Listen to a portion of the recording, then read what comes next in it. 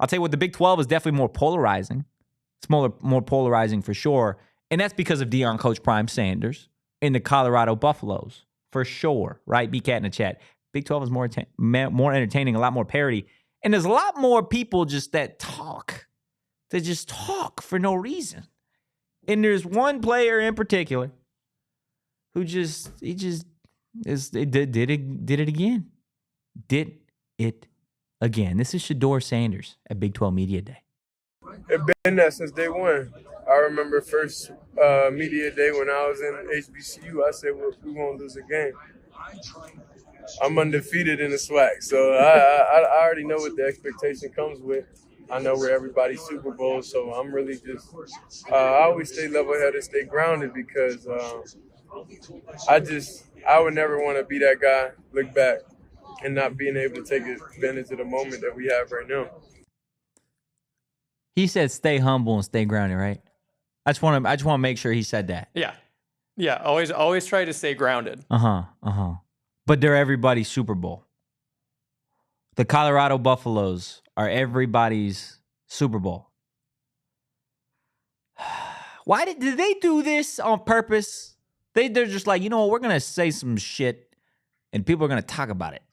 Because it's not true, bro. It's not true. I saw a great quote retweet that was out this morning from that same clip that was like, oh, man, I didn't know Arizona and Utah and Oregon were coming off Super Bowl victories and all these other teams were coming off Super Bowl victories. Listen, man, right now, Colorado is 0-0, just like everybody else in the nation.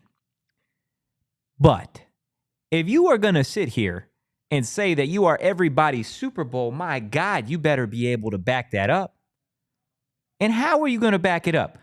I went undefeated in the SWAC. Brother, really? You went undefeated in the SWAC?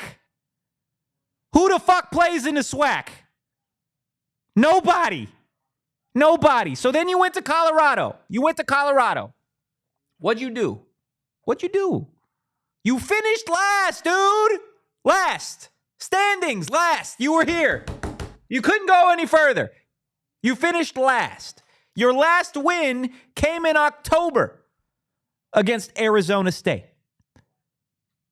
A go-ahead drive at the end to win it in blown coverage.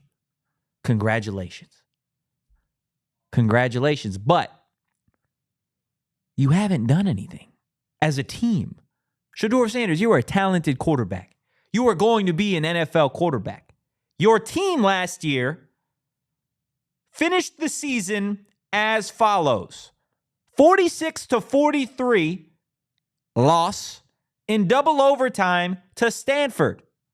You were winning that game. At halftime, 29-0. Stanford was 2-4 on the season. You lost in double overtime. Now, Shedeur Sanders, I said you were a good quarterback. You threw for 400 yards and 5 touchdowns. Your team last year was not good. You're not coming off a Super Bowl victory. You are not a Super Bowl-esque team. You are not even a great team. So after that Stanford loss, did you rebound? Did you find a way to get back on track? No, you lost to UCLA 28-16. Told you earlier in the show about how Arizona State's Kenny Dillingham made Chip Kelly look like a toddler in that game coaching. Okay, back-to-back losses. We get it. UCLA was ranked. You got Oregon State coming to town. What'd you do? We lost that one too. Damn, 26-19. That's tough.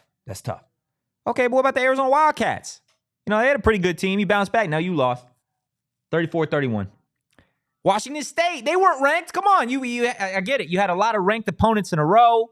So did everybody else in the Pac-12, but you get a bye because you're Shedeur Sanders and the Colorado Buffaloes, and everybody just loves to hype you up. So what'd you do against Washington State? You got your ass beat, dude. You got your ass beat. 56-14. How'd you finish the year? Oh, well, you had to play Utah. They're a good football team. You lost that game too. So you lost Stanford. UCLA, Oregon State, Arizona, Washington State, Utah. Who did you beat? Who did you beat to be sitting here in 2024 saying that you're everybody's Super Bowl? Well, you beat TCU. Welcome home. They're a Big 12 team. They didn't have a very good season last year, but I'll give you that one. I'll give you that one. You beat them by a field goal on the road. You can have it. Everybody was talking about how you guys are the second coming. You beat the team that got their ass beat in the national championship the year before, but I'll give you TCU. Then you played your rival, Nebraska. Hey, Danielle, can you do me a favor real quick? When was the last time the Nebraska Cornhuskers were good at football? Oh, it's been a hot minute, huh? Yeah, it's been, I don't know, half past forever ago. Nebraska wasn't good, but congratulations, you beat Nebraska at home. And then all week long, all I heard, back and forth, Norvell and Deion coach Prime Sanders, they're going back and forth. It's a rivalry game. Norvell said something about Deion's mom, and you won. They had you on the ropes. They had you on the ropes in that game. It was a good football game. You beat them by 8 points in double overtime. You started the season 3-0. 3-0. And then what happened? Dan Lanning sat up in his chair and said, you know what? I'm sick and tired of everybody thinking that Colorado has what it takes to be a really good football team. Oregon beat you guys so badly that there was zero words to come from your sideline. And that's a mouthy sideline that they have at Colorado. So no, Shedeur, you're not everybody's Super Bowl. This year, we'll see how you do. You're probably going to be a little bit better. Maybe. Shedeur, you're a good player. Travis Hunter's a good player. You still don't have a very good team. And if you didn't know, it takes a team to win in this. Just ask Utah. Ask Oregon. Go ask those top teams in the Big 12.